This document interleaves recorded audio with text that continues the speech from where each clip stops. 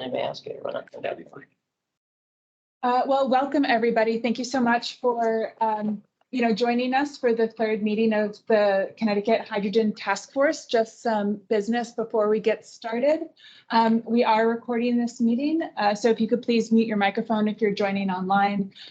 We do have a public comment section at the end of the agenda, but please feel free to leave comments in the chat box throughout. Our awesome consultant Strategen will be monitoring and sort of bringing those questions up to the group as we see fit, or if in the room you have a question, please feel free to get my attention and we'll make sure that the question gets answered. When you do speak to ask a question, please state your name and organization for the record. So with that, I'm going to call the meeting to order. As I mentioned when we got started in the room, Brian Garcia, president of the GreenBank, is traveling today, and so I will be leading the task force in his place. My name is Sarah Harari. I am the Associate Director of Innovation and Senior Advisor to the President at the GreenBank. So I'd like to formally welcome members of the task force, their staff, and our consultants from Strategen, as well as members of the general public to this meeting. And with that, I'd like to go over what we're going to be talking about today. Move to the next slide. So we're going to start with a quick introduction from Nell, where we are calling in from today here in Wallingford, Connecticut. Then we will be approving the meeting minutes from our last meeting, discussing sort of the task force membership, getting a quick update from Deep around the DOE Northeastern Hydrogen Hub application process. We'll then be joined by a representative of Lawrence Berkeley National Lab to talk about hydrogen fuel cell applications, which is particularly fitting as we're here at NEL today. And then I know many of you have been, joining us for regular check-ins in different work groups. So we shared out ahead of time the largely finalized charters for each work group. So we will give a chance for our representative co-chair of each working group to report out on what's been decided in those working groups so that the entire task force can have some transparency about what's going on. And then we'll formally approve those charters. We've reserved 15 minutes at the end for public comment, if anybody would like to weigh in. And then following the close of the meeting, Nell has graciously offered us a tour of those facilities. So those of us here in person will be attending that. So with that, I would like to pass it over to Kathy Ayers with Nell to talk about Nell and where we're calling in from today. Thank you, Kathy. Yeah, so I mean, first I'll introduce my colleagues who are here. Chris Capuano is part of the team as well, and part of the infrastructure group. And we also have Asa Laukkanen, who's our COO. So he might want to give just a brief welcome, and then either I can go over the slides or you can, or either one. Yes, welcome to our site. Like mentioned, my name is Esa Laukkanen. I'm COO for these NEL hydrogen electrolyzers. And my main interest, the whole thing, is to make this global operation, ensure that we have most advanced manufacturing technologies like what has been done at the part of the industries, and then help this business to grow according to rising demand. So welcome to our site. You want me to go through the couple? Okay. So for those of you who are attending online, this is part of the facility that you will be missing, but this is a picture of the inside of our plant, showing some of the systems that we build to generate hydrogen today. And then I just have a couple of quick slides on NEL background, who we are, and our history, and as Asa said, really what we're trying to do. So you're currently at the Wallingford, Connecticut facility, where the purple box is. That is where we currently manufacture all of our proton exchange membrane electrolyzers. We've delivered over 3,000 of those systems, and today we can generate about 50 megawatts of electrolyzers per year, but that's relatively easily scalable to 150 megawatts. So we're actively working towards that today. We also have a plant in Herøya, Norway, as well as an R&D facility in Notodden The Haroya facility is fully modernized, so all automated production. That plant is currently capable of 0.5 gigawatt per year, but we recently announced that we are putting in the second line to bring that up to 1 gigawatt, and there's space for another 2 lines after that. And then finally, we also have a refueling business. So a refueling station factory is in Herning, Denmark, and that facility is also fully automated, fully modernized, and is capable of 300 stations per year. So Nel came out of Norsk Hydro with the alkaline electrolyzers. That dates back 90 plus years. They acquired first what used to be H2 Logic, the Denmark facility, around 2014, 2015, and they acquired us in 2017. And so now we're all one part of the same company. So the last slide just shows, some of the scale that we've gotten to in this equipment. So we have a couple of 20 megawatt examples. Alkaline has actually been installed at higher capacities than that, but this is just an example to show of the size and scale of the stacks that we produce at the Haroya facility. This is the specific example is wind to hydrogen, and the application is mobility and refining. We also recently commissioned a plant in Portolano, Spain. That one is solar to hydrogen, and that is for green ammonia production. And you can see the difference in the scale of the stacks. So you'll see some examples, those of you who are here on the floor, of the megawatt stacks that we produce here. Very cool. Yep. Very cool. I'm looking forward to it. Thank you, Kathy. And thank you again to Nel for hosting us today. So as I mentioned, our first order of business as task force is to formally approve the minutes from our last meeting. Those were circulated in advance of this. So is there a motion to approve the meeting minutes? So moved. Thank you, Ur. Can somebody second the motion? Seconded. Okay, seconded by Deganto and Kathy. All in favor? Aye. All opposed? Any abstentions?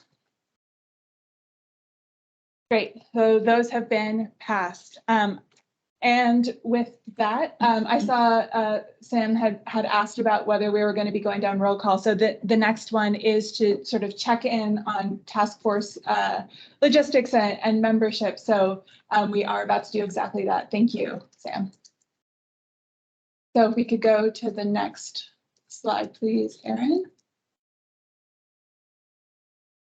Great. So I wanted to start by acknowledging that we still have 5 outstanding appointments to the task force. And though it is not the Green Bank's responsibility or within our power to make appointments, I want to recognize that it is really important that we have all voices around the table that were identified within the special act, and supporting members of the public that want to comment beyond these. So the Green Bank is continuing to work with our leaders to make sure that those final 5 appointments get made.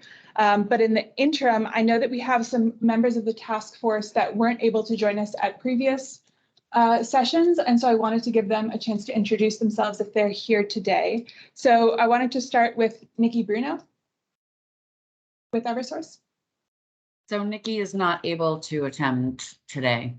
And this is June Wooding from Eversource. I'm going to be taking notes for her. Thank you so much, June. Mm-hmm. Is Keith Brothers with us?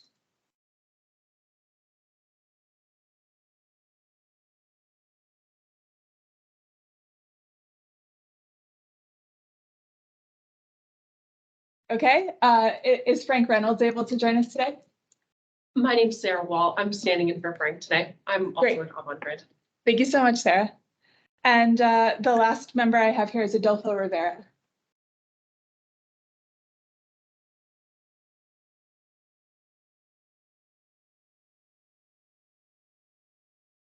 Last infrastructure call, he said he was not going to be able to make this, but was supposed to have somebody stand in. Great, thank you for that. And then the last person I want to recognize is Alexandra Dome on this morning from the Connecticut Department of Economic and Community Development. I am. Good morning. Good morning. although you're not an official designee, I wanted to recognize you as one of the folks that's co-chairing one of the working groups. So did you want to introduce yourself? Sure. I have to admit, I don't know what an official designee is, but I'm not offended.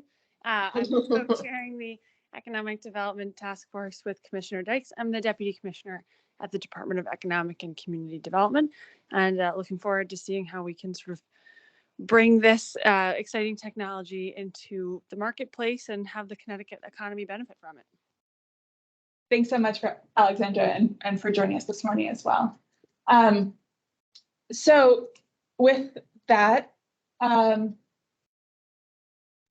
we are, taking notes about who all is attending. So if anybody is signing in from a phone number and needs to identify themselves, Erin, maybe we can do that now as well.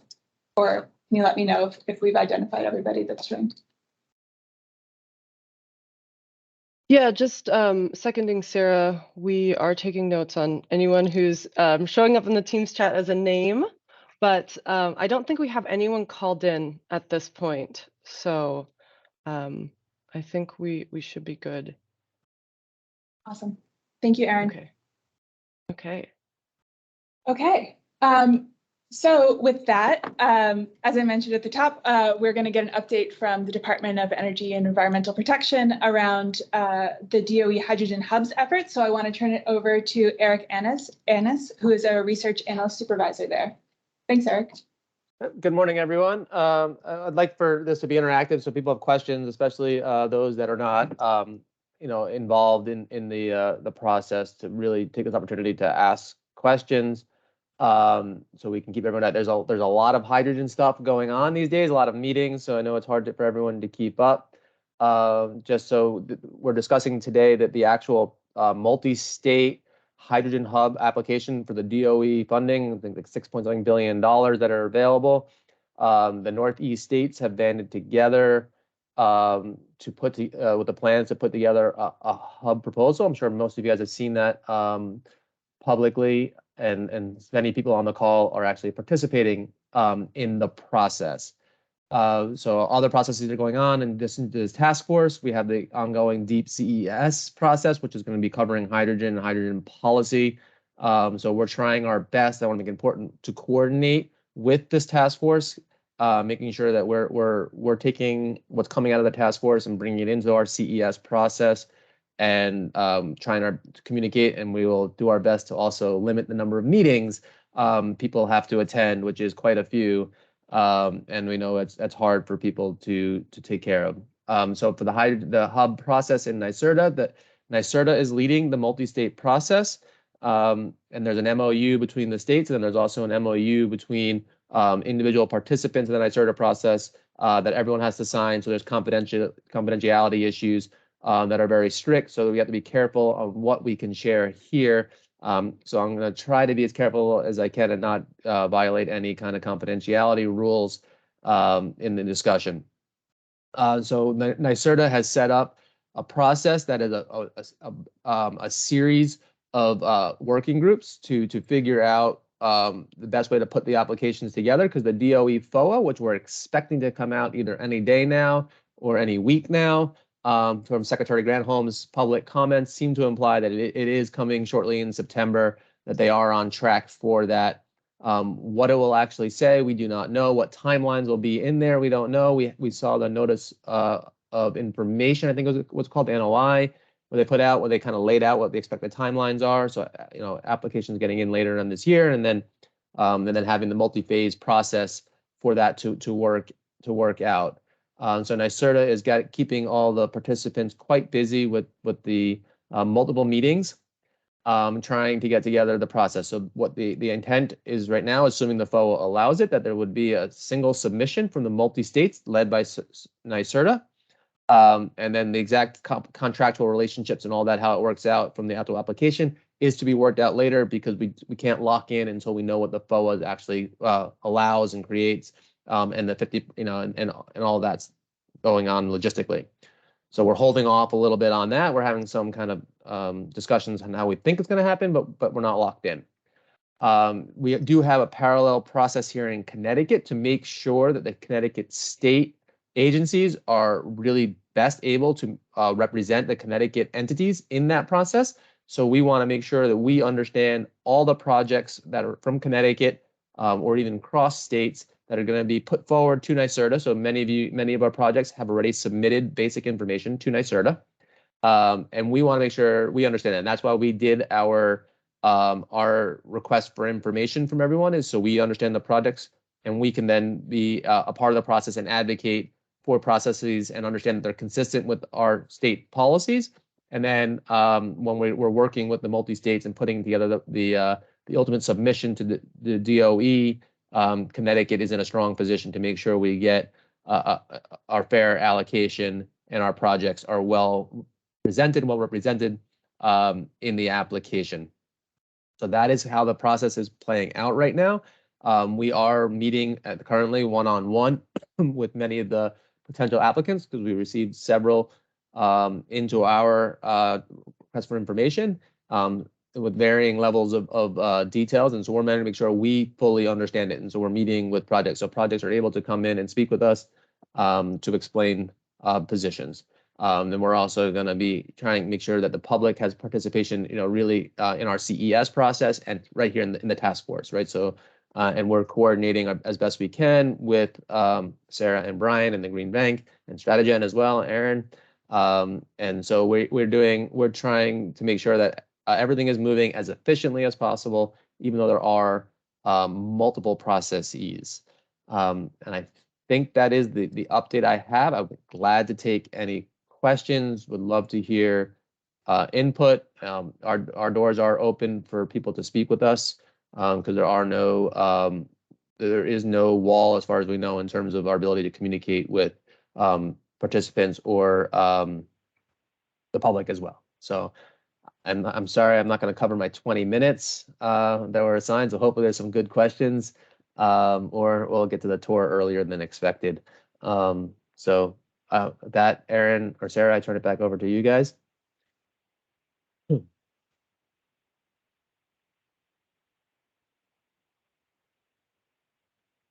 Okay, Sarah, I don't know if you want me to moderate the chat, but I see a hand raised. That'd be great. I can do it from the physical location. Okay. We have one queue question Perfect. here, but go ahead. Let's start with Perfect. what's online. Samantha, do you want to go ahead? Yeah, thank you, Eric, for that update. I'm wondering if there's any public-facing information about the Hydrogen Hub process. If you have a link to anything, that would be super helpful. And in terms of the RFI, also link to any materials, perhaps just the RFI itself or anything about that process. So the RFI, I think I think we can probably share, and I'll speak with Lauren about that. I don't think we have a public-facing docket up, which maybe we can correct. So I'll look into that. We can certainly email it to you, the RFI that we sent out. But the actual responses are business confidential, even who's participating and what they're doing. Because there's a lot of competitors with each other, so we are keeping most of that information confidential. And the meetings you have to be a part of the MOU really to have the discussions of these projects because their obligations are confidential. So there's not much I can get into on terms of the actual project proposals themselves. But the RFI that we sent out certainly could be shared. And we're really trying to do our public process through our CES is really we're trying to give from DEEP's perspective, access to the public into what's going on in terms of the hydrogen policy and what kind of projects we think are good and the projects that we want to support. So that process is ongoing. We think there was some stuff came up in the previous meeting. There's more coming up in the hard to decarbonize sectors. We had that meeting, and there's more coming up in the future. That Jeff Howard from our office is kind of leading that charge along with Becca, who's I'm not sure if she's on this morning. I think she is, kind of our leading in charge on the CES front. And that's where we're trying to keep the public engaged as well as through here. So Sam, if you can drop your email in, if you want, in here chat, or send me an email. My email is eric.annes@ct.gov. And we'll get you the RFI that we sent out. All right, thank you. Yeah, I'll send you my email. And then just a follow up in terms of the NYSERDA process, is DEEP the only state entity that's involved? Or are there other, PURA, AG, consumer councils, and is there any other state entity involved in that, can you say? Yeah, certainly they are involved. We're consulting with everyone. So it's the governor's office, and we're leading. A DECD is involved, and they're here. The same people we have here today are involved. We're certainly communicating with DECD on the projects we received. So make sure that they're aware of that from the economic development project. We're going to be in touch with DOT as well, as transportation is likely to be a significant portion of this. So yes, I think all the state agencies we will be communicating with them. I don't think the OCC and PURA have too heavy a presence in it because it may not be, we don't know the extent of what the regulated community is at, but it is, the governor's office is really the lead for the state, where Commissioner Dykes is just, been the point person. The Green All right, Bank has thank you also for that, been Eric. participating in the NYSERDA process. Yes, the Green Bank is signed they signed the MOU on their own. Yeah. Thank you.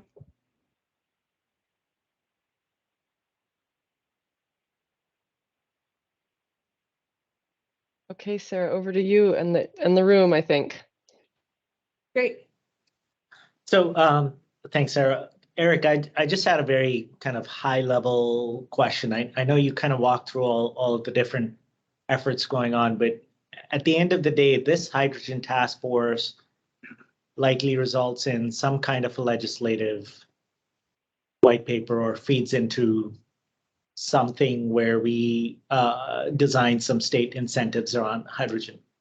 If assuming that happens, how do you see that tying in with the NYSERDA process?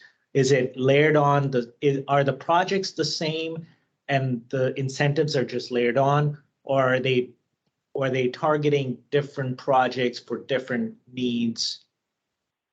One getting the NYSERDA funding, one getting. So how do you see that, at least? Well, I think the task force is broader than the hub. There are multiple federal funding opportunities related to hydrogen. The hydrogen hub is just one of them. In terms of incentives and projects, we'll have to work through this process and the project proposals in terms of the 50% match is required for these projects. So to the extent that the state is involved, that may come through here in terms of incentives. The task force has an obligation to get some output to the legislature by the end of the year, I believe is the deadline for this task force. To the extent we need to get legislation to help us with the any hub application, that will have to be part of the task force. So I do think that what we learn here will help and guide the kind of project proposals. The projects will need the regulatory landscape based setup, what kind of incentives are available as part of their application process. But the timing, DOE, that they're off to the races, and we'll have to do our best to coordinate and bring them together the best we can. But the hydrogen hub process is separate and unique because the multi-state and the MOU and the involved projects involved in that is very specific to project applications and project development, which is different than this kind of public policy process.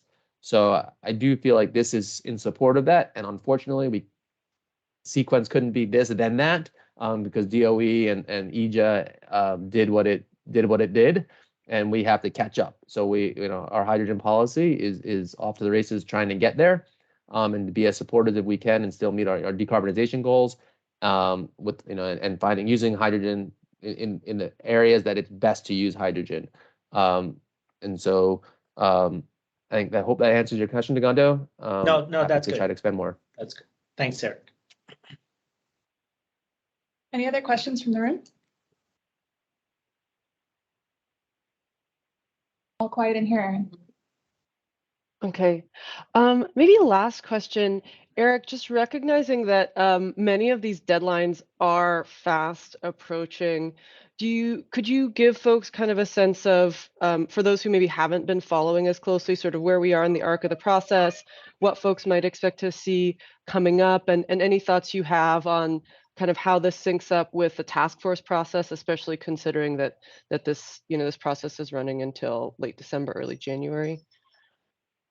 Yeah, so I can try my best, and I have to remember I kind of don't have the deadlines off the top of my head in memory, but they are very close. So the FOA is set to come out in the next week or two. I think they're going to give us. I think we're expecting the kind of first round of applications due by the end of the year. I do think that has to go in, as my memory is correct, and if someone else on the thing wants to correct my memory, please feel free to do that. So I do think they're kind of parallel, but the way the DOE process works, the kind of specificity and the information you need in that first round, because the first process of the FOA is really a higher level submission to DOE, and DOE then reviews them and gives you a go, no go, kind of support, no support, I think is what they call it. I can't remember the exact language they use. And so therefore the detail there isn't quite, it doesn't have to be fully defined, and so we're going to try to get enough information to get through that first gate. We'll find out what the information required, hopefully the next week or two. So that'll help us in terms of sequencing, but they are unfortunately very close to parallel. We're not going to be able to get our legislative agenda and this process ahead of that, too far ahead of the original submission. And we've known that all along. It's just unfortunately that's the timeline we're on. I did get a message from a colleague that that we expect the FOA to give us 45 to 60 days to get the first round of information. So if it comes out next week, or so then it'll put us into the late November, early December, if I can really that kind of timeline for that first gated submission. So it is a lot to get done in a very, very short period of time, and that's why there's meeting after meeting after meeting on these things. So we're trying our best to cover it all and get it done. Thanks, Eric, and we appreciate you giving us a chance to grill you about what I know has been probably a lot of work to date. So thank you. Any other questions from folks who are joining virtually or in the room?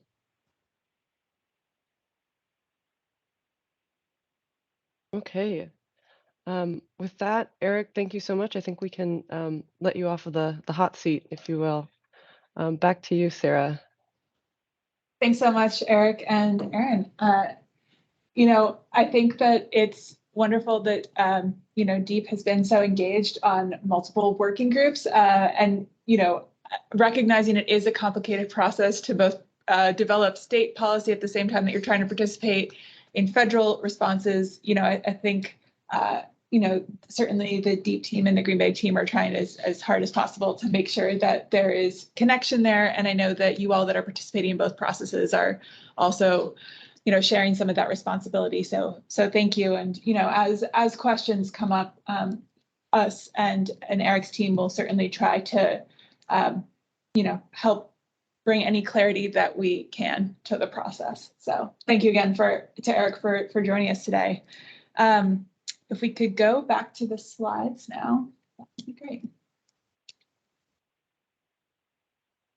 So Brian mentioned when we kicked off the first task force meeting that part of our goal, the Green Bank's goal in hosting these monthly meetings, is to elevate the knowledge level of all task force members, recognizing that some of us come very experienced in certain areas of this field and others in other areas.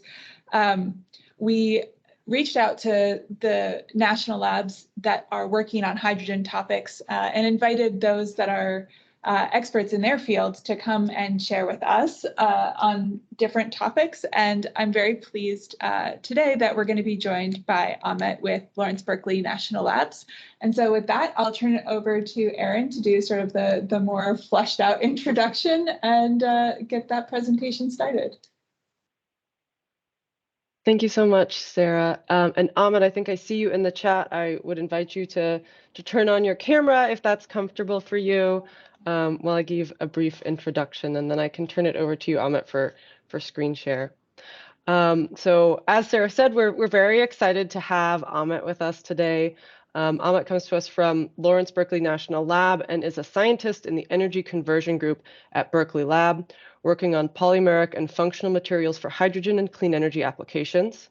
His research focuses on characterization of ion conductive polymers and solid electrolyte interfaces for energy conversion and storage devices, and exploration of related electrochemical mechanical phenomena. We are very excited today to have Ahmed speaking with us specifically about some of the work that he's undertaken related to fuel cell truck applications, which I think, to some of the points made earlier, will be very interesting and relevant for a number of the applications that folks are looking at. So Ahmed, are you here and ready to step up to the stage?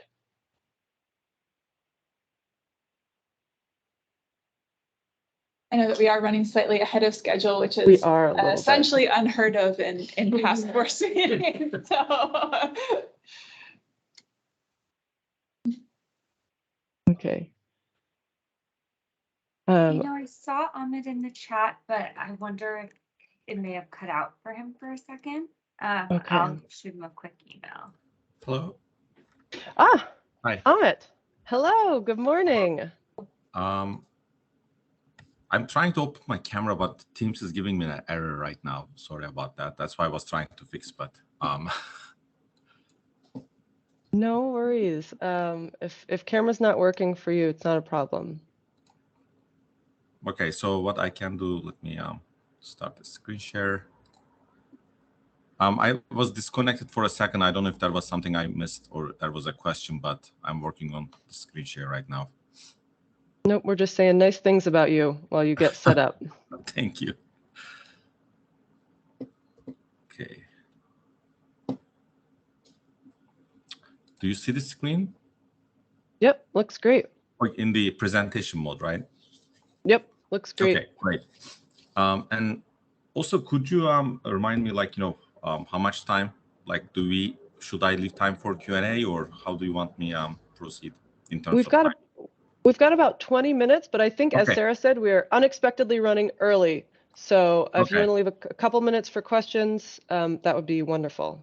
Okay, sure. Well, thank you for inviting. It's good to be part of this this group. As you kindly introduced, I am a scientist at Lawrence Berkeley National Lab, but I am also a researcher in the Million Mile Fuel Cell Truck Consortium, of which I'm also a communications officer. And it is a DOE-funded consortium to accelerate the R&D on fuel cell technology for commercialization, to help commercialization of fuel cells, hydrogen fuel cells for trucks in particular. So in today's talk, I'm going to talk about more like the maybe motivation behind this work in general, decarbonizing transportation, why we want to do that, not just in our consortium, but why it is an important task. And then I will kind of transition slowly into like why fuel cells and hydrogen will play a particularly unique role. I'm not going to talk about too much about the research we are doing in our consortium. I will briefly introduce, but I will talk about some of the case studies and some demonstration projects and my talk, so this way we can cover the importance of transportation and emerging role of hydrogen and fuel cells and how they can uniquely address this particular challenge. So what you are seeing in this slide is what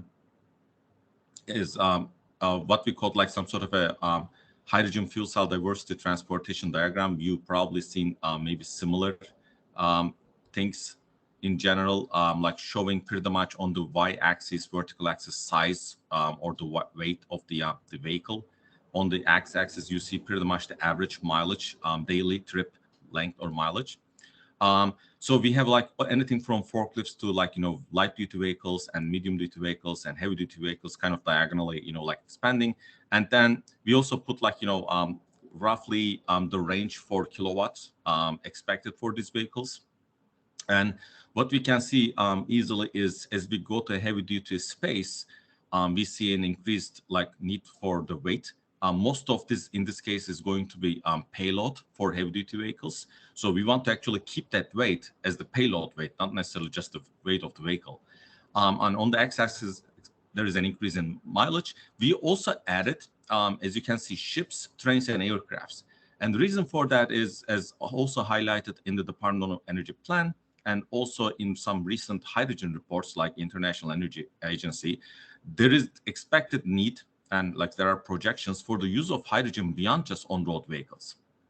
So the reason hydrogen is going to be particularly well suited for these applications is because it can benefit, especially fuel cells, from the separation of energy storage and power output, in the sense that unlike batteries where your energy is stored in battery cells, in fuel cells, you can have a fuel cell unit to meet any of these kilowatt or even megawatt needs.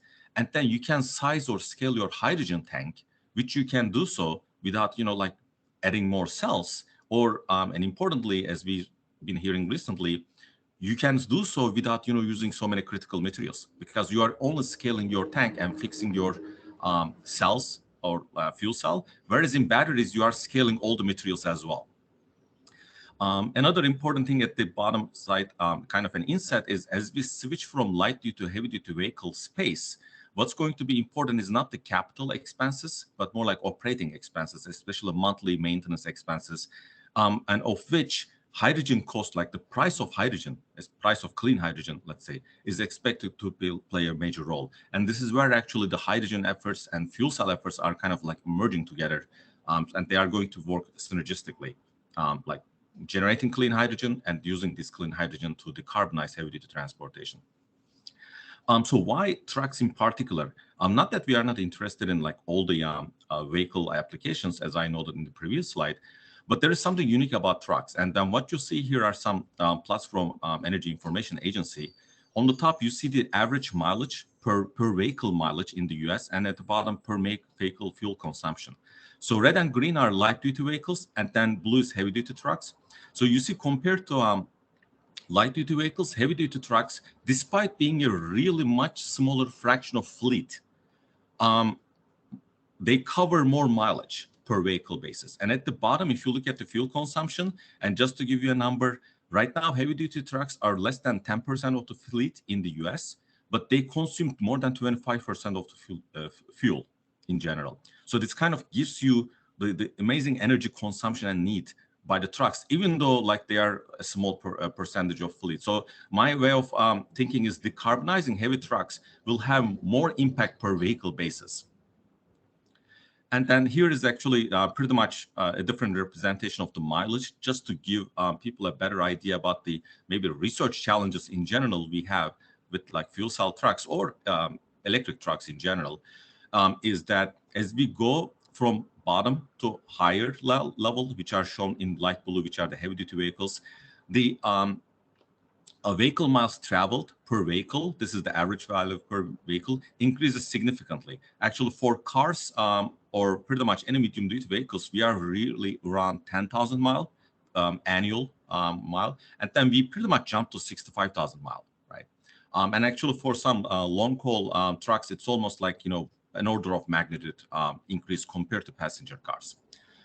So we need to come up with a lot of energy density we need to put in these trucks, but they should also operate without any major maintenance needs with these zero emission technologies, so they can displace the diesel technologies which are currently running these trucks we are seeing in these figures. And of course, the reason we want to decarbonize heavy duty transportation is a higher fraction of emissions, transportation emissions, are actually coming from heavy duty trucks.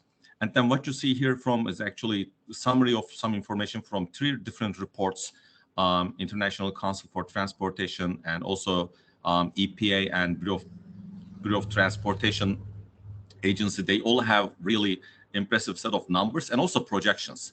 So what you hear is 2018 numbers. This is transportation greenhouse gases emissions. And then these blue kind of 30% region shows actually the emissions from trucks.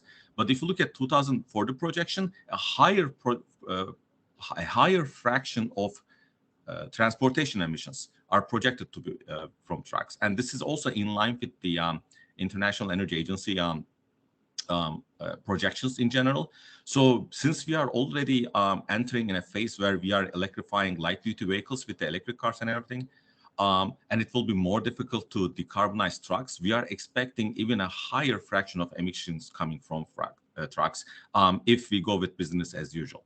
So this is actually one of the biggest motivations as to why we should work on decarbonizing trucks or working on zero emission trucks technologies. Another study, this is from RMI, and I'm just showing different studies because my goal is not necessarily to discuss each study, but to highlight the consensus, how like we are building actually a very strong story by putting all these pieces together. So what they did is something different. They split passenger vehicles, freight vehicles, and air travel. What you are seeing here is again emissions projections, the bigger figure here.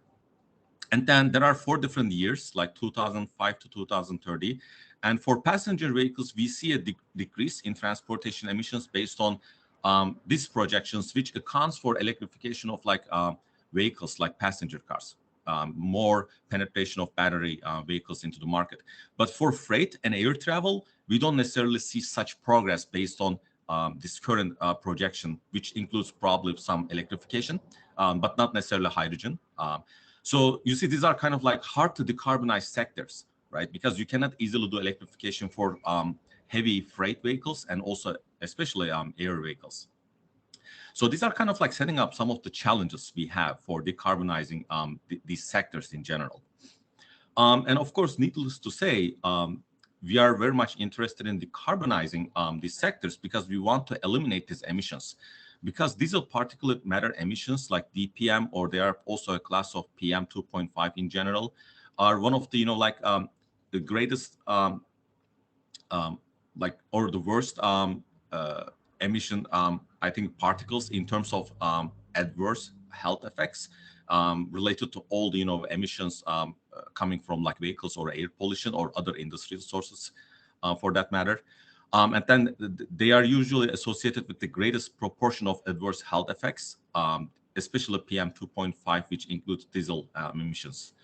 Anything from mortality to heart and lung diseases, respiratory symptoms, and these health effects have actually impact on premature death and premature mortality as well. So there is a very serious health concern and societal impact or societal cost as well associated with diesel emissions, and hopefully eliminating so will eliminate these effects, which are not surprisingly, as you may have heard in many studies recently, actually affecting underrepresented or underserved communities even more, especially because they are living close to highway corridors or ports or warehouses.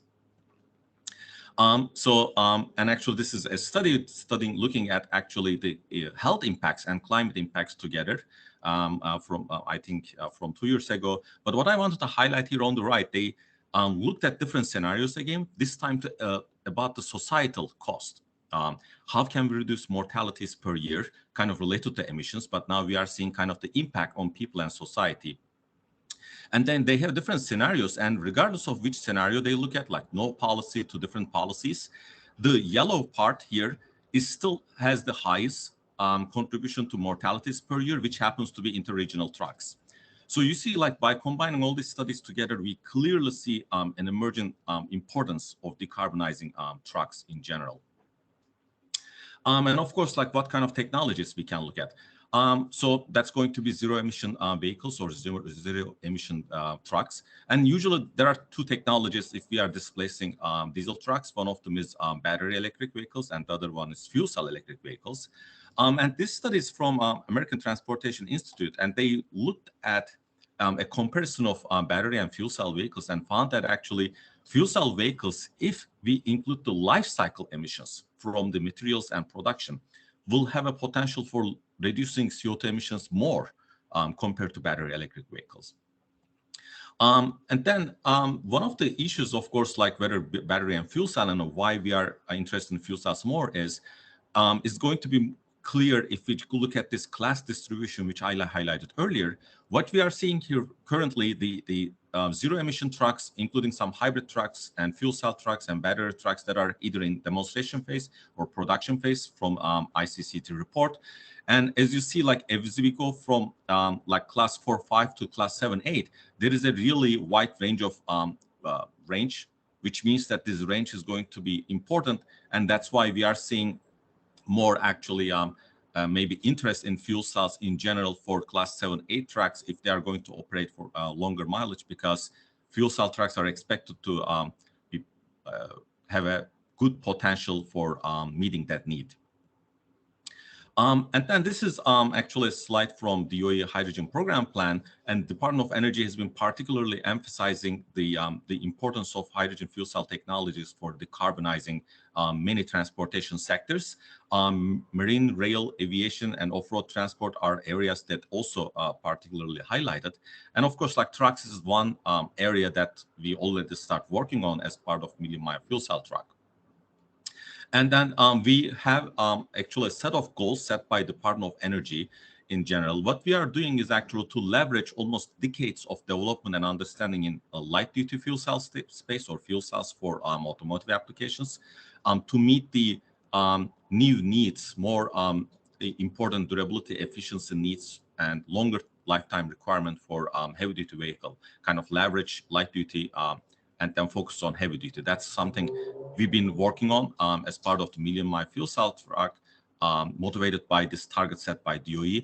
And there are like cost efficiency and system lifetime targets. And overall, the cost targets are, for example, higher for HDV, which is expected because, you know, like the goal is not necessarily the cost of the capital cost of the engine, but efficiency is important because we are more interested in the operating cost. But one thing I want to highlight where our name comes from is the target for fuel cell vehicles, for fuel cell heavy-duty trucks, is 1 million mile operation without any major maintenance break. And this compare that with 150K, which is the current target for light-duty vehicles for fuel cells, you kind of see 5 to 6 times increase in durability needs. And then I'm not going to talk about R&D work, but in general, I want to have this slide which kind of like lays out this fuel cell system where we have anything from membranes and electrodes and catalyst systems to bipolar plates to assemble the system. And we are looking at many different aspects of these components and how we can integrate them together and how we can improve the technology to meet the durability goals highlighted in the previous slide. And we have so many partners from academia as well as from industry to meet this goal, and especially for as we look at, you know, like stack projects or some air management projects, actually we have more industry partners. So we are not just working on R&D, but also working with these partners to improve the technology overall. And now I'm going to show pretty much, you know, some more specific examples unique to fuel cells, and then show some case studies and my talk. And then this is a nice slide that I like to show, because what you see on the left is some projection studies from a California study. And what you see on the right is from FGA US Hydrogen Roadmap study. On the left is actually, I'm going to talk a couple more minutes on the zero emission vehicles because it's an important regulation. To meet the zero emission vehicle regulation set in California, there are some projections, and then we clearly see a higher fraction of like vehicles being zero emission vehicles, and then fuel cells are playing a significantly more role compared to light duty vehicles in these scenarios. And on the right, we see a similar thing for the US. What you see in these circles are actually expected hydrogen market for light duty vehicles and then heavy duty vehicles. Now, if you look at the blue size, they are kind of comparable by 2050. But the small darker circle represents the market in 2030 near term. And then the near term target is really like smaller, as at least based on this scenario. But they're expected to grow faster once we have these vehicles on the road. And remember that every time we are looking at the light duty and medium duty, for example, hydrogen market, or like the numbers, we should always remember that there will be fewer trucks on the road. So this kind of shows you actually how much more hydrogen we will need per truck.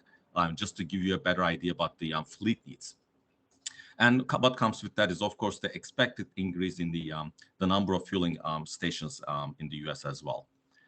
And as I mentioned, one of the important things that we had in California is advanced clean trucks regulations, which was in the news. And it's kind of a continuous set of regulations.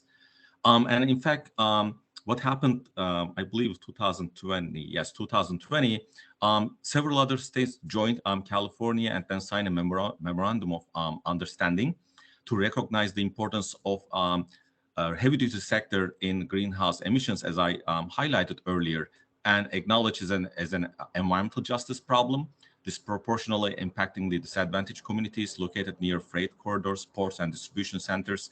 And they are working together to accelerate the adoption of zero-emission vehicles to address these issues and mitigate these societal problems. And here is actually a map I got from a recent report, which kind of shows currently where we are in terms of that memorandum of understanding. You can kind of see the list of the states, and you see this is becoming almost like a nationwide effort. Like we can see the East Coast states and Connecticut there, and then this is kind of ongoing progress, of course, but it's kind of nice. It's kind of expanding right now, and I think it's also highlighting the urgency which we all recognize. And just to give you an idea, the ACT regulation is shown in this graphic. The idea, at least so far, is we are expecting certain fraction of different vehicle classes to be zero-emission vehicle by 2035 and beyond. And for class 2 and 3, it's going to be 75%, and for 8, it's going to be 55%, and class 7, 8, 40% of all the vehicles must be zero-emission vehicles. And then these numbers are increasing, and the number is already 100%, which was in the news last week, if you're like 100% for light-duty vehicles. But there is some sort of a sequential changes depending on the weight class because of the challenges for heavier classes. And then this actually map, I got this from a report where they survey all the existing demonstrations, and they found that actually hydrogen fuel cell vehicles are actually even closer to reality because of the number of demonstration vehicles right now in place, and also expected, like grant awarded vehicles and plant stations. And they had a nice comparison, all the like zero emission technologies, and they particularly highlighted hydrogen fuel cells for very weight limited applications and heavy duty applications compared to battery electric vehicle, which is kind of like showing that, these things we were projecting and think about like it's happening at least in demonstration phase, albeit slowly. I'm not going to talk much about it, but there is a nice report in case you are interested in from AC Transit in the Bay Area, where they compare all the buses based on fuel cells, batteries, and diesel. They've been operating for almost like a decade, and they come up with all the like average cost, which is the real cost, not projected. This is the actual cost for batteries and fuel cells, as well as the reliability issues. And one thing I want to highlight here, of course, we have like higher cost for fuel cells and batteries, but fuel cells actually almost like meet or exceed the reliability of, for example, diesel hybrid in terms of operation, which is, I think, very promising. And then there are also more cases. These are from Ballard for fuel cells for off-road applications, which is going to be expected to include, for example, even mining and construction sector. There are some projects over there. But I want to end with this demonstration slide, because sometimes people ask, do we really have fuel cell trucks? And yes, we do. And these are actually some trucks operating in the Bay Area and in the Oakland port, and we also have some in Los Angeles. So this is actually from Hyundai, but I believe we have 3 to 4 demonstration projects that I know in California, definitely.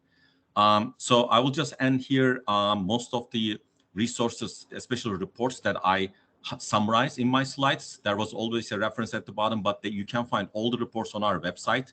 If you go to Million Mile Fuel Cell Truck, we have resources, and you can find pretty much all the reports I highlighted, but I'll be happy to answer questions now or later if you want to reach out to me.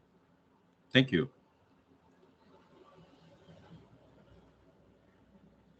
Thank you so much, Amit, for this presentation. This was a wonderful overview of the work that you've been doing. I want to open up to both virtual and in-room questions if folks have any.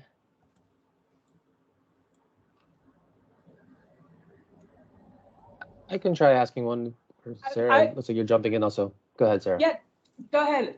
Well, so I guess my question, thank you, Amit, so much for this presentation.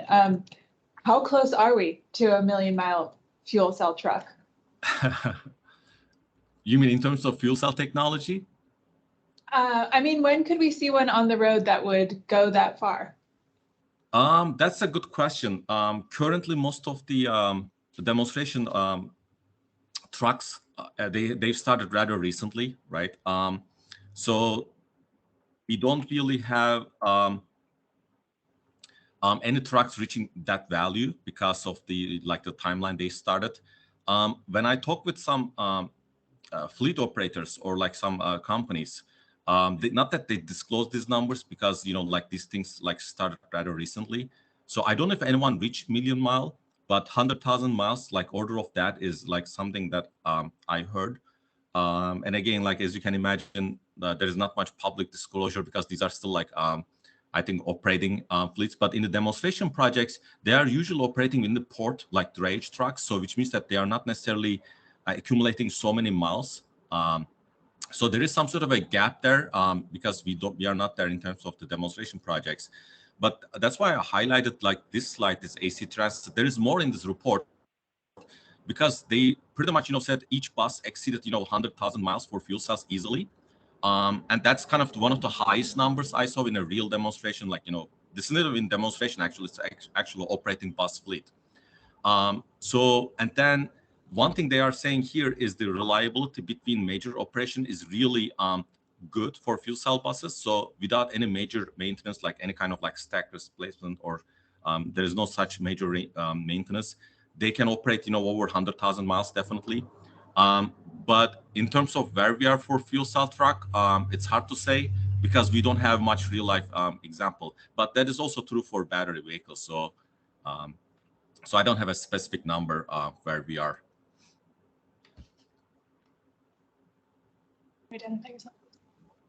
Yeah. Hey, Emmett, this is Diganto from Eversource. One of the key sort of successes of battery electric light duty vehicles is that they were able to just scatter chargers across the highway system, and it's going to propel even more. And that one map that you had that showed kind of the emissions on a national scale, I think showed the I-10 and I-90 and the I-91 corridor, I think, in the middle of the country. That's where all the fleets drive. And so how do you see this all working out if the Northeast states, New York and New England, have a robust infrastructure for hydrogen hubs for fueling these heavy duty trucks? How do you see that panning out? Is there a national effort to think about it the same way as battery electric vehicles? Because if that isn't there, right, then wouldn't it jeopardize the scaling up? I agree, and it is usually cited by one of the major challenges, like hydrogen cost and hydrogen availability. And interestingly, most OEMs that I talk to, and some of them are actually disclosed this publicly, they don't necessarily say they have a concern with the current state of or expected, level of fuel cell technology. Especially more fleets are interested in adopting fuel cells because they can go actually longer miles compared to battery because they don't want then downtime for battery charging. So that's a great question. And then I think there is already interest in moving into fuel cell space. But where are we going to these, hydrogen stations? And that's going to be important. And maybe all these ongoing efforts, maybe related to hubs and other things, will answer some of these questions. I don't know, of course, how it will shape up, but there will be need for hydrogen stations. And actually, California, that's why California is working on heavily building a highway corridor. And in Europe, there are similar efforts to build, hydrogen highways for heavy-duty trucks, because for track applications, as you also noted, I think this is the map you were talking about. There are certain highway freight corridors where we should focus on. So it's not compared to battery chargers, which includes urban mobility. I don't think we will need the same number of hydrogen stations with the same penetration level. There will be some key strategic spots where we should have the stations. And then if the trucks are operating on that corridor, then I think it's going to be a good start.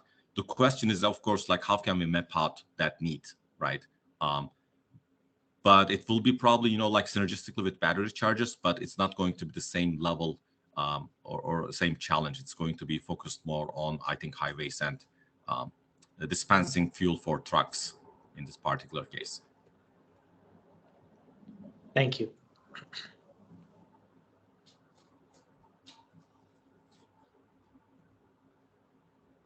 Eric, did you want to ask a question? If not, I can throw one out there.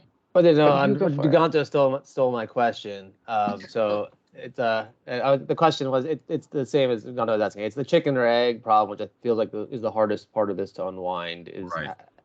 how do you justify building out the infrastructure to fuel these things when you don't have the vehicles, and then how do you justify buying the vehicles if there's no fueling infrastructure? So that seems to be the hardest part of this question to unwind, and it does seem like it calls out for like a federal investment to do it, because that's the scale that you're going to need. But I'm not aware of any targeted infrastructure program to build out this kind of infrastructure, unless I'm missing something. Is there a kind of a concerted effort out of DOE that you're aware of to have, if you build it, they will come kind of infrastructure for this? If you know, obviously. No, I don't. Like you're talking about fueling infrastructure in particular. Exactly. How do you get the investments you need in this kind of to achieve the current RMI build out? How do you? It seems like it's kind of like we've seen with electric vehicles. We're seeing that really escalate and hit the hockey stick curve as we expected. As the infrastructure becomes more accessible, prices come down. You get that kind of hockey stick takeoff, and then the adoption rates. And we're starting to see that clearly with the light duty vehicles and personal vehicles happen. But but that was a very concerted effort that was happened across the states and from the federal government with the tax incentives and all that stuff that we're kind of starting to see in the most recent federal funding. But I still don't see the infrastructure build out that you would need to get the kind of ball rolling on this. Yeah. I mean, I agree with the comments. I just don't know if I have an answer, to be honest with you. We think we have part of the answer here in the room too. Yeah, that's another. If there are comments, I would like to hear if you have answers. Actually, I try to make the case that will lead to these questions, which is good. That was my goal.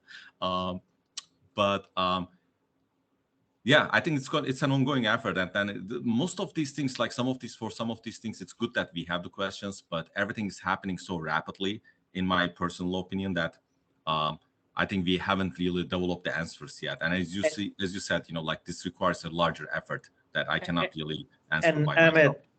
I think what we're getting at is in Connecticut we'll solve this, but I think it would be fantastic if National Labs sort of did a study that looked at the average miles driven on all of our national highways and took off the sort of the most traveled corridors and then translated all of that to a hydrogen demand, and then ideal locations or scenario-based locations of those hydrogen hubs along the major routes, highway routes, and I think that could then maybe feed into the next administration's kind of the same thing as the IRA did for battery chargers. Yeah, that's a good feedback, and I will be happy to forward that. And there were studies, like local studies in California on that, but I don't know. I'm not aware of a nationwide study. But thanks for the feedback. That's a good idea.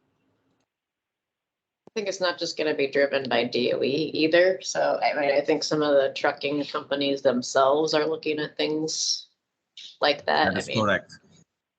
Nikola being a prime example, but Hyundai as well. And they're actually investing in some of that themselves. So it probably has to be this, public-private partnership type of deal. Right. Certainly incentives and policy would help, but I think they need to drive it some themselves also.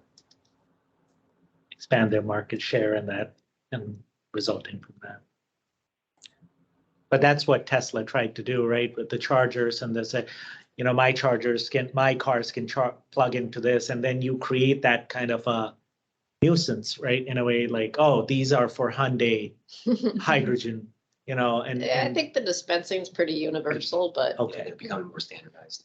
Yeah, I think Tesla started with that, but I think it's universal. Great. I think we have time for one more question.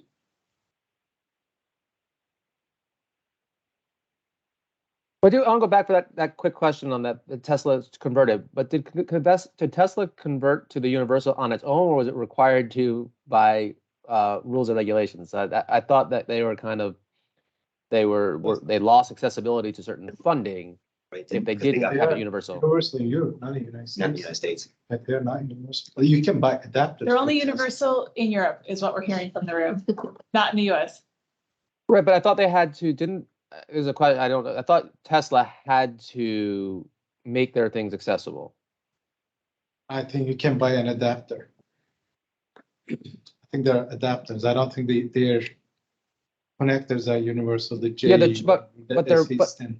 but they had to give access to they didn't have the equipment. The male female didn't have to mate, but they did have a requirement to make it accessible. If you had your own, that's my question. Maybe I'm wrong. I thought that was forced. Their hand was forced on that issue. I think on the hydrogen side, though, it's kind of been universal from the beginning. Like they've had a specific 700 bar and a specific 350 bar dispenser. so there's already standardization on the pressure, Yeah. so it's, Yeah, you can't game that. Fueling protocol is standardized. The connectors, the equipment hardware is all standardized. For light duty, they're also working on the heavy duty refueling right now. It's all standard. Yeah, because the station that we have out back here was qualified against every hydrogen vehicle made.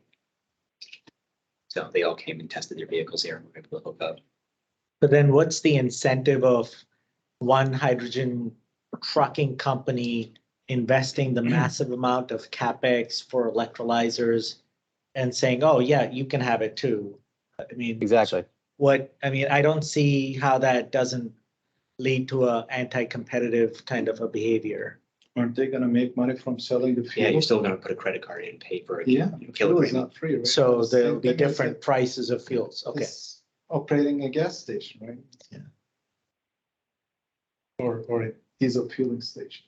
Yeah, but this was requiring the OEMs to build also the gas fueling infrastructure, not independent, right? That's Elon Musk did it, and Apple does it all the time still too, right? I mean, those are the you see it with certain companies and others. That's the question: is how do we need to make sure that for this task force, is there a policy requirement in the state of Connecticut that we should be thinking about to encourage this, right? So should we have a rule or regulation that requires the universal access, or is that gonna then put you risk then stifling the investment? That's the kind of policy question that needs to be asked and answered. I'm not sure if that has been a concern in California, right? I mean, Toyota has built some of the stations for the light duty vehicles. And Shell as well. They build it with Air Liquide, right? Most of them Toyota built it, and I don't think that universal access has been an issue in California. But California also helped fund a lot of those stations. So it's back to the, is there some share of that? Okay. This is clearly an area of inquiry for this group to figure out, or one of the working groups. For the uses group, I would presume. I may be wrong, but I think the most trucks go through the I-10 corridor in Indiana and Illinois, that area, and the map kind of showed the concentration of CO2 emissions right there. But the thing is, those trucks aren't going to Indiana and Illinois, they're crossing Indiana and Illinois to come here. And so, who? But if Indiana collects the taxes on the fuel, I mean, maybe they're good with that. I don't know. They have a history of doing that. Tolls, yeah. All right. Well, I think we have teed up a couple of questions that we can maybe ask some of our work group chairs about in terms of where there's space to dig in. I think just looking at the time, I'm going to keep us moving. But before we move on, I just want to say, Amit, thank you again so much for this presentation. I think it speaks to the caliber of the material that you've gotten everyone in the room kind of thinking about how we make this happen and what this looks like. So again, thank you so much for your time. Thanks for having me. All right. So with that, I'm going to pull up our slides again. And as I mentioned, we're going to be talking a little bit about providing an update on the work groups. We will be asking some of our chairs or their designees to step up and just give folks a little bit of a teaser trailer, if you will, on what we're expecting the work groups to be taking on over the next 3 months or so. I think chairs should be ready, but just want to give you a heads up that we'll be calling you up to the mic in just a minute here. So just as a reminder for everyone, we have 5 work groups that we are just getting ready to kick off now. These are our chairs and our key strategy and support people. I did want to note that we do still have some chair spots open, but these work groups are moving quickly. So thank you so much to our current chairs and their designees for making time over the past month to really dig in on these charters and make sure that we are set up for success in these work groups. So Sarah, unless you want to provide any other comments, kind of overview on the work groups, I'm gonna go ahead and move us to getting some of the chairs up here.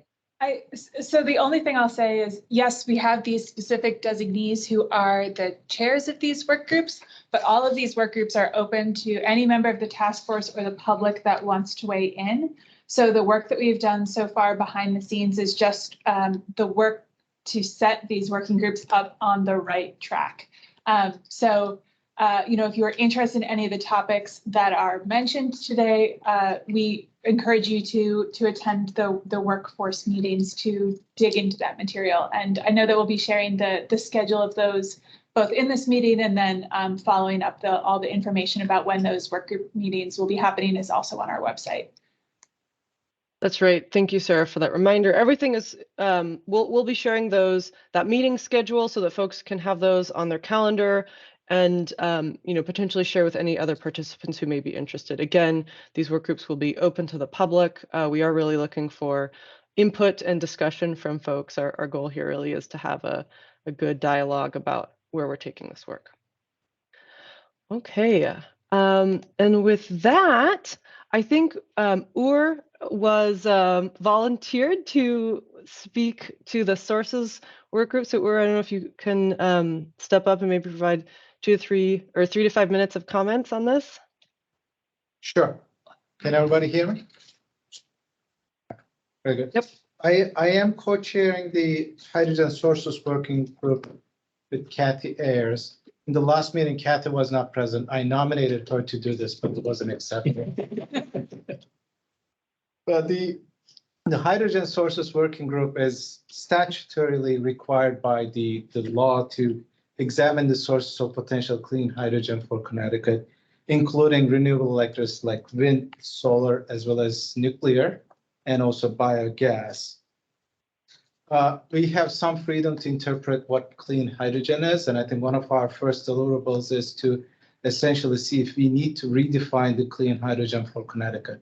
If Connecticut needs to step outside of federal definition in the infrastructure bill and how that was defined, whether that we need to tighten that for Connecticut or not. And I think we are expected to collaborate with other working groups on what that definition is.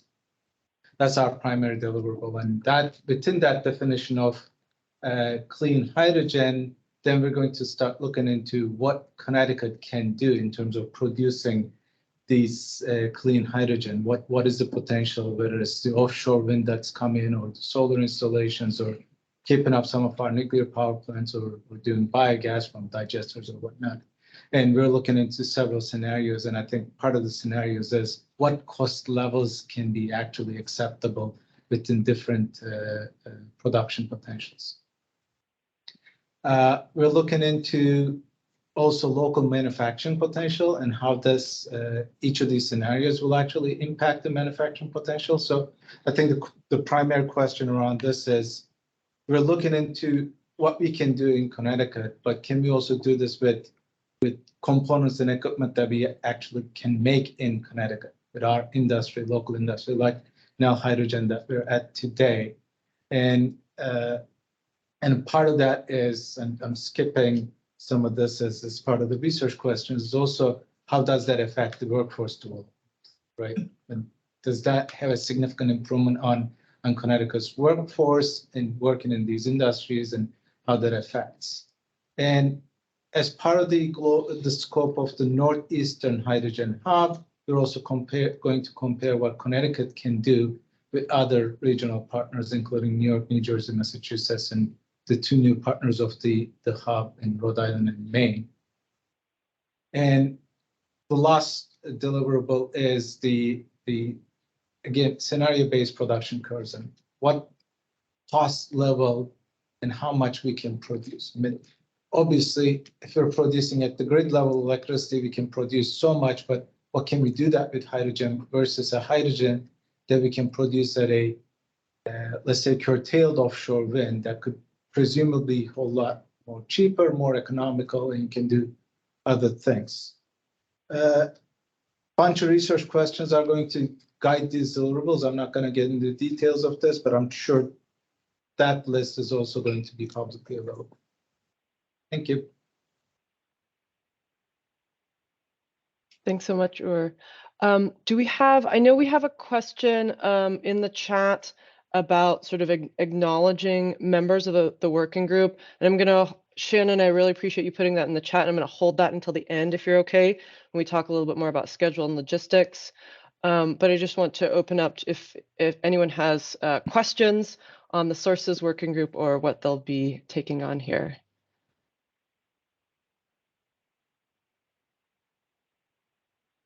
Okay. Well, thank you so much, Ur. And with that, we will move on to the uses working group. And Diganto, if you wouldn't mind providing a little overview on this. Sure. So yeah, the first part is basically coming up with a structured framework to figure out where hydrogen can really play. What are the specific use cases?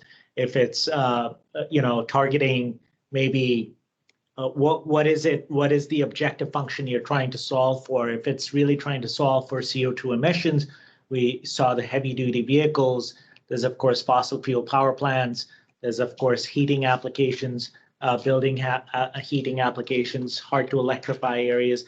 Those sort of come right off the top from CO2 emission standpoint. But then there's other use cases like reliability and resiliency, thinking of the power sector's energy resilience and looking at what that risk exposure is as we decarbonize and retire fossil fuel power plants. Are there areas in our system where we can really benefit from more resilient hydrogen applications that keep the lights on for people and or critical facilities and or distressed communities? So really coming up with a very structured framework way to think about what the hydrogen space is where hydrogen can play in. Once you figure that out, the second part is really doing the quantitative analysis, creating high, medium, and low demand scenarios for each of those hydrogen applications and coming up with,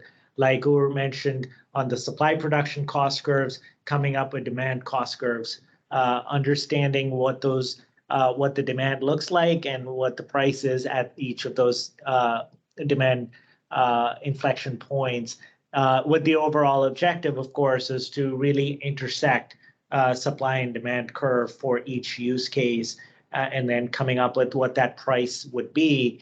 And then that really then feeding into the funding working group of, okay, so if this is the price point we're at, and if we lower it by X, how much more hydrogen economy can we propel? So that's the objective of number 2. And number 3. And then this is where I was asking Eric on, how does that effort that we're embarking on 1, 2, 3 really line up with the regional clean energy hydrogen hub of the multi-state hydrogen hub? Or how does that all fit in? Yeah, so that's, I think that's it from a high level synopsis of where we are. Thank you, Diganto. Do we have any questions or comments from either folks in the room or folks on the phone? Okay. Oh, sorry, Samantha, I was slow in seeing your hand, please. Yeah, I was slow in getting it up. I could not find the button. Well, it doesn't say it specifically in terms of proposed deliverable number 1. Thinking about criteria for where hydrogen is appropriate, and I think it's important to for the group, either as a stated part of the process or to make sure that it's being considered, is to have an analysis of low cost decarbonization strategies that are already available, electric technologies, because, they're deployable, ready to use low cost options that we want to make sure are being deployed, and hydrogen is fitting the niche market that it has. I could see it here if I want to, but it's not expressly stated. It is there in the charter. I didn't go through the details, but item 2D of the charter speaks to figuring out the competitiveness of hydrogen technology compared to other decarbonization solutions, i.e. battery storage or other technology solutions that there may be. Because the last thing we want to do is pursue a route with hydrogen that's already kind of much more competitive with other technologies. I guess would that project out potentially then, if so, say some of it wasn't cost competitive today, I guess would that look forward when we expect costs to come down maybe and project when some of the opportunities might be available? Right. So item 2C is technological maturation curves of hydrogen-based equipment. All right, thank you. I appreciate the elaborating on that for me. Yeah.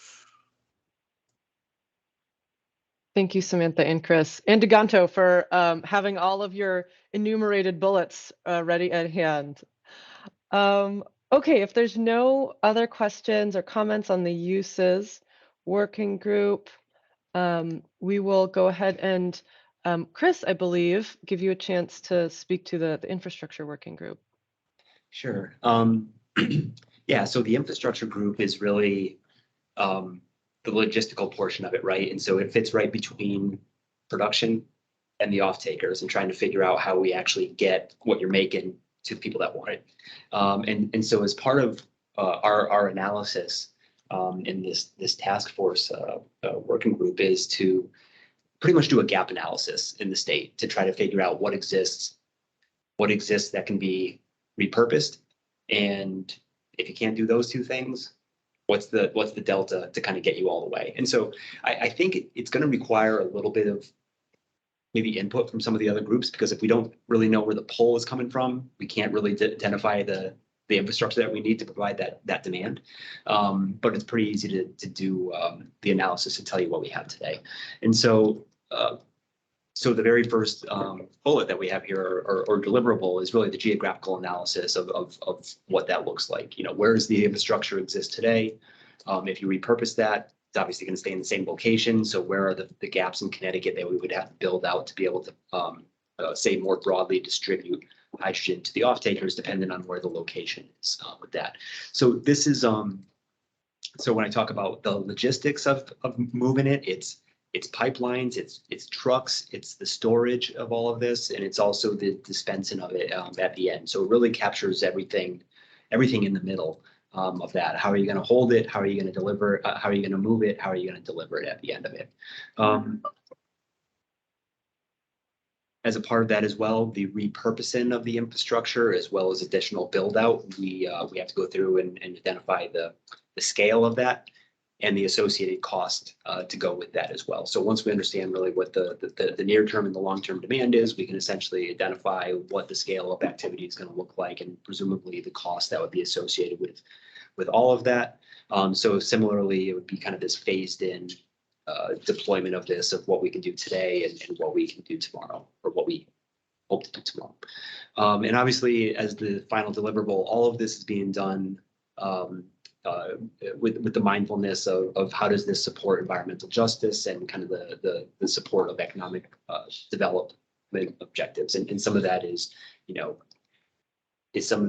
how do you keep this from being kind of just cited in disenfranchised areas? How do you do that so you don't, drive down kind of the economic viability of certain areas, and essentially provide an even distribution of this so you're not discounting anybody along the way. So there is a little bit of a blurb in the very front end of this charter that says that we'll look at renewable energy inputs as well as part of infrastructure to try to understand what's available today to be able to make purely, say, green hydrogen with the existing renewable infrastructure, and how that would likely have to change as well to be able to accommodate the presumed build out of the hydrogen infrastructure as well. So it's really just looking at the delta of where we are and where we need to be.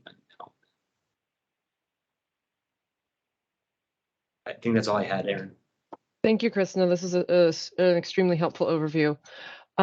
Any questions or comments from folks? Samantha, very prompt on the hand. Yeah, Please go ahead. quickly this time.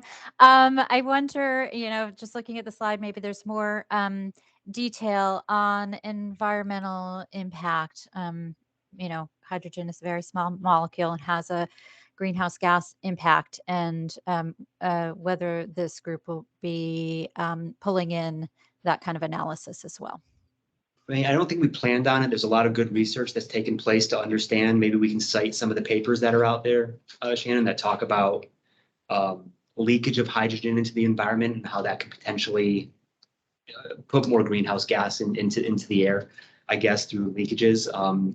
Probably look at that in terms of high pressure storage versus, say, liquefied hydrogen, because I think liquefied hydrogen, the transport of that is probably one of the more concerning releases of that as it evaporates as you transport it. But if we don't have it explicitly in here, we certainly can cite the research that's being done to address that.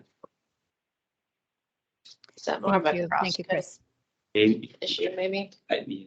Maybe, because I think that the leakage is in production, transport, storage, and also end use. It's all points where you can lose it, right? I think you also have to look at the big picture, because continuing to put out a lot of CO2 doesn't help the hydrogen emissions either.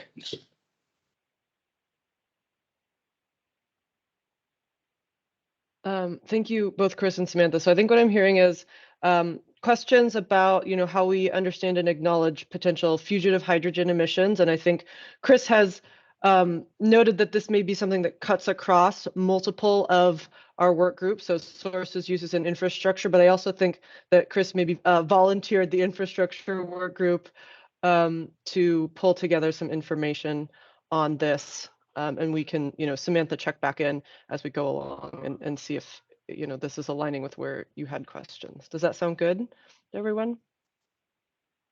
Yep. Yes, thank you. Okay. All right.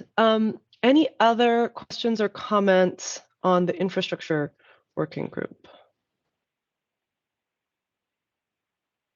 Okay. Hearing none, I'm going to go ahead and move to the Policy and Workforce Development Working Group. And I think, Julia, if you wouldn't mind speaking to this one, that would be wonderful. Yeah, good morning, everyone. I'm Julia Dumaine. I am Chairman Gillette's designee for the group. And we have been coordinating with Deep and the other working group members. Our working group's primary objectives are really to understand the gaps that needs to be addressed in our policy and regulatory environments to support the deployment of a clean hydrogen ecosystem in Connecticut. I think one of the benefits of this working group is that will be the results, the deliverables will be the result of multiple feedback loops with the other working groups. Already in listening to the other report outs, I can recognize different deliverables that we need to do that will be aligned or influenced by other working groups' effort. Our statutory responsibilities are providing a review of regulations and legislation that need to guide the development and achieve the economies of scale for a hydrogen ecosystem in the state, and then also provide recommendations for workforce initiatives so that we can effectively deploy the hydrogen fueled end uses and infrastructure that the other working groups are going to provide recommendations on. So our first proposed deliverable is first and foremost a set of policies, guiding principles that can be used by the other working group chairs to align their research and recommendations with existing state policy and processes on clean hydrogen. And this will also include principles related to a clean energy transition, environmental justice, speaking to both Chris's and Samantha's points, and then workforce development, like I mentioned, and then participation in the broader regional hydrogen hub efforts. The second deliverable that we're looking at is a policy readiness assessment so that we can identify the current status of what types of hydrogen policy regulation and oversight that exists in Connecticut. And this will include looking at what agencies in Connecticut already have oversight and any limitations to that pre-existing oversight. And then active policy activities that could influence the development of hydrogen policy in the state. Our third deliverable is, like I said, coordination with the other working group efforts.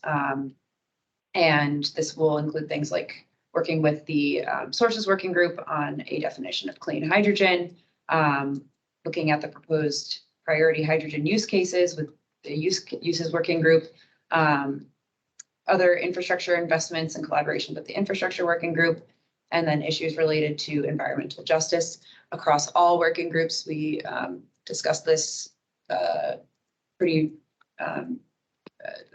regularly in our meetings, and the importance of this and its implications across the other working groups.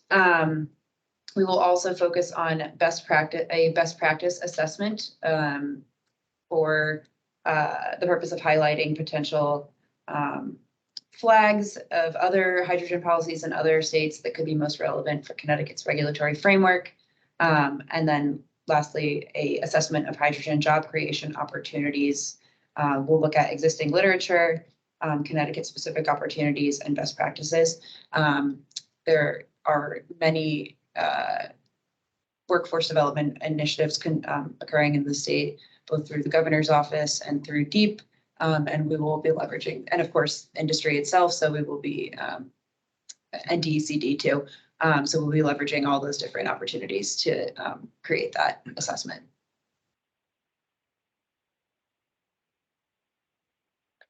Thank you so much, Julia. Do we have any questions or comments from folks on the scope of the policy and workforce development working group?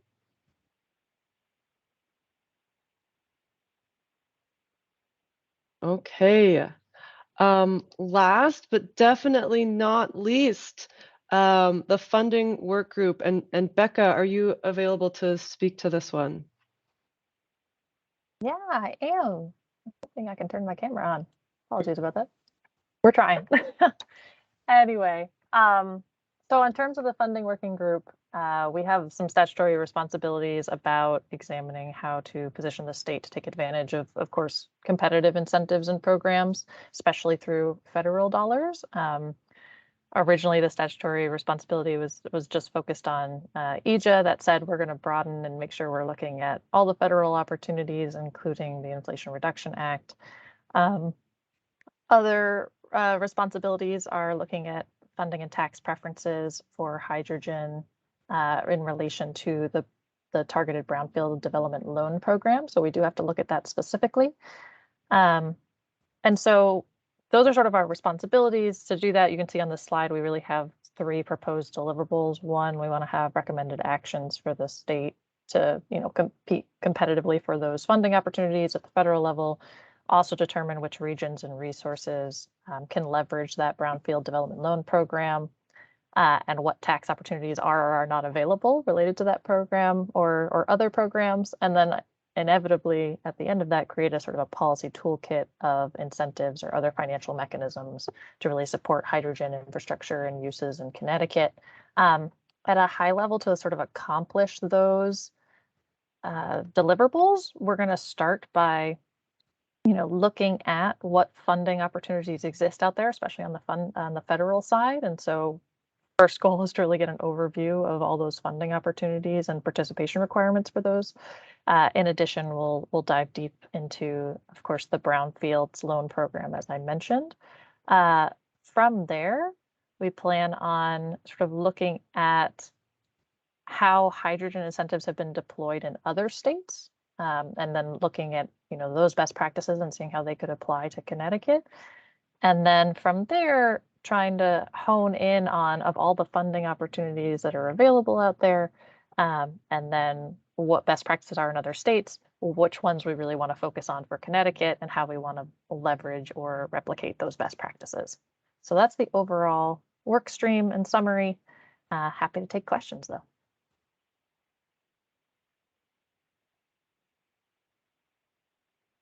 Any Sorry, just a small confusion. So intuitively, I was thinking the policy group would take the uses and the sources funding needs to propel a broad segmentation of different hydrogen use cases.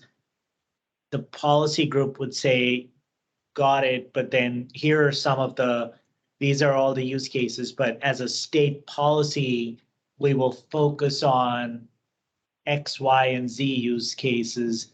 And then the funding group would focus on developing funding necessary outside of existing funding mechanisms to drive those particular subset of use cases forward. Am I thinking about this right? No, I think that's accurate in terms of we plan on, like, the funding working group also plans on using the same recommendations from the policy working group to put that lens on when we look at all of the funding opportunities that currently exist. But we're not just identifying gaps, we're also looking at what funding opportunities currently exist and how do we best go after them. So it's both, it's not just a gaps analysis. Thank you.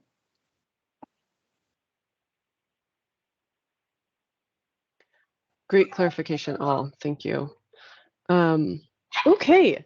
Now that we've kind of gone through the full set, are there any other questions from folks sort of about, the content or the focus of these working groups writ large and how they'll be relating to each other? Otherwise, we will move on to both approval of charters and providing folks a little bit of a view on how we're planning to be rolling out the work groups, and get to Shannon's question, which, Shannon, I want you to know I have not forgotten. So any questions from folks? Okay. Well, thank you so much to all of our chairs for getting up here and sharing with everyone about the exciting work that we're going to be taking on. With that, Sarah, I will turn things back over to you for the charter approval process. Great. So thank you all for that awesome discussion about what each working group is doing. It's awesome to see the wonderful work that's already happened in those different groups. So at this point, we'd like to formalize those deliverables and the charters that were delivered to you last week by email. So can I have a motion to approve the charters?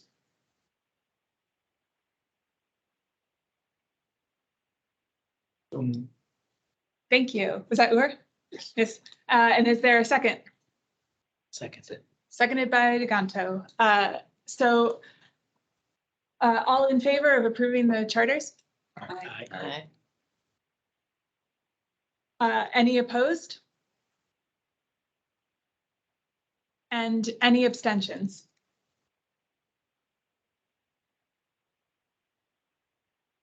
Thank you very much. So Erin, I think it's back to you now to go through next steps on the working groups. Thank you so much, Sarah. So we, through a feat of calendar magic, thank you everyone, have landed some times that I think work for a lot of folks who'd indicated interest in participating in these work groups. We're showing them here on the screen, but this information is on the Green Bank website, and we can put that into the chat if folks are interested. This will also be noticed with the Secretary of State so that anyone who's interested can participate. Just a reminder for everyone, again, these work groups are public. They will have meeting minutes taken during those work groups, the same as this task force. And so, Shannon, we're expecting that a nice way to acknowledge participants and folks who are supporting and engaging in these work groups will be to include those participants in the meeting minutes, which will again be posted to the task force website. But we definitely welcome any feedback or questions that folks have about accessibility and making sure that interested participants are able to join in these conversations, which, as we're already seeing today, I think will have some really rich content and interesting discussion. Yeah, just to add to that, there's no official membership to the work groups. So, you know, those that show up will have their voices heard. And then also we have, you know, both for the working groups, but then also for these regular meetings, we are circulating sort of a flyer and attachment that you all should have received around 2 weeks ago for this. And then again, with the meeting materials for this meeting. So we encourage you to circulate that through your networks to the people that you think should be in those conversations.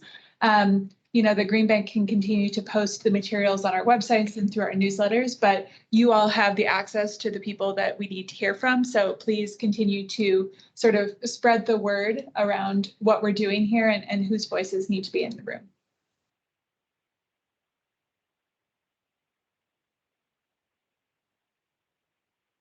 Okay. If there's no additional questions or comments from anyone about this process or you know, how to be involved, I think, Sarah, I can turn things back over to you for our last section of the agenda. Great. So I'm going to open it up for public comment in a minute here, but I also want to acknowledge that last week, the Green Bank received a letter from a collection of environmental nonprofits around the definition of clean hydrogen. We are in the process of opening up like a public comments section on the Hydrogen Task Force website where we can, you know, both receive written comments and then also share what we received. So that one in particular was around the discussion that we had last month around, you know, what constitutes clean hydrogen. So that will be shared with the task force appointees and those attending today's meeting. So that being acknowledged, is there any other individual who's joining us today that wishes to provide comment or member of the task force that wishes to bring up another topic? Yes, Shannon. If you could introduce yourself and your organization, that'd be great.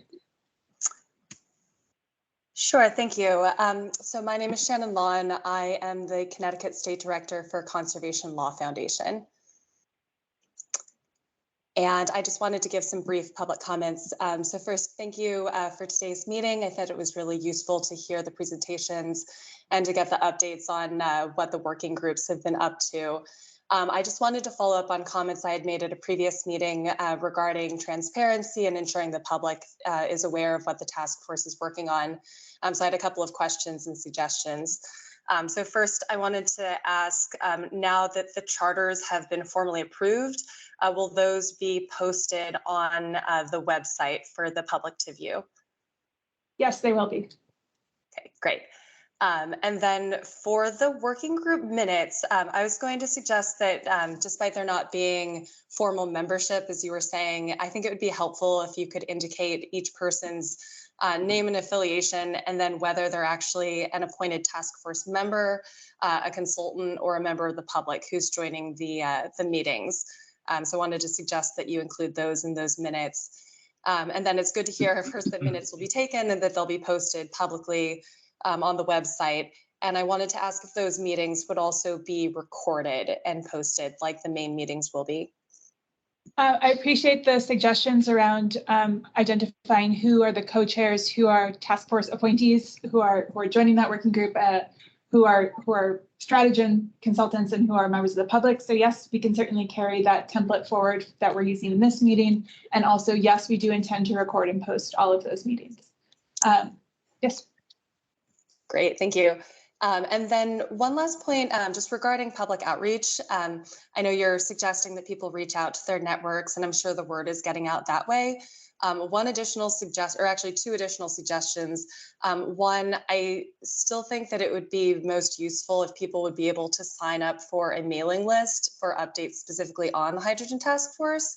So, I mean, that it seems like pretty easily be done on the webpage. So when someone visits and is looking at the meetings and the other materials, they could then just enter their email address and be kept apprised of any updates.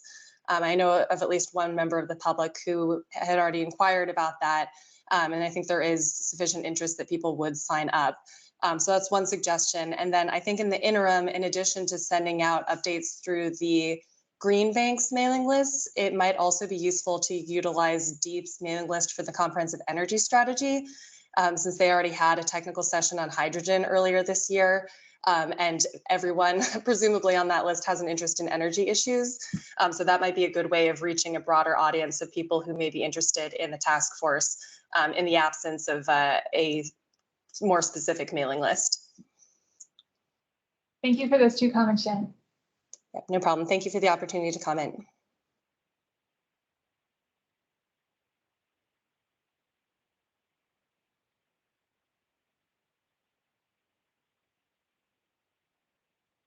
Does anyone else wish to provide public comment?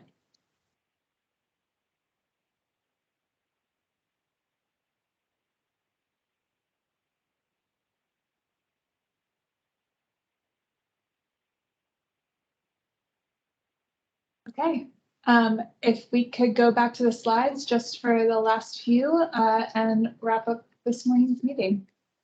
Oh, I see Sam has her hand up.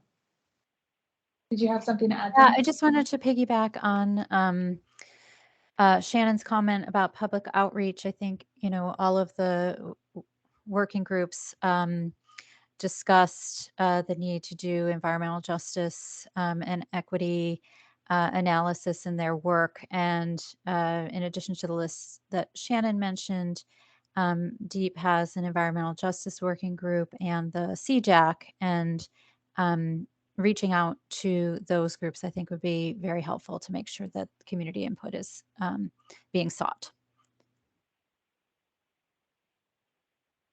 Thank you.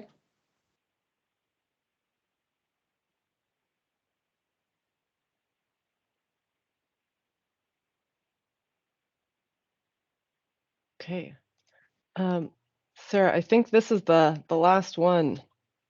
Yeah, so I think you can step through this. I think that Brian added some animations the last time we used this slide. So we, you know, will continue to move around the state for our upcoming meetings. Our next meeting will be in October at Fuel Cell Energy. I know that our representative from Fuel Cell Energy wasn't able to join us today because there was some exciting opportunity about getting some equipment aboard a SpaceX launch that was happening this week. So looking forward to hearing about how that went next month when we regroup. You know, at that working group meeting, we will, at that next task force meeting, we will provide updates from the working groups, which will have kicked off and had their first public meetings. And then we're also hoping to have a representative either in that task force meeting or as a separate meeting next month from Bridgeport to talk about equity and environmental justice in Bridgeport and how they think about energy topics as well. So thank you so much, everybody here in person and online for joining. Looking forward to talking with you all next month. And please feel free to reach out to either Erin or I with questions in the interim. Thank you.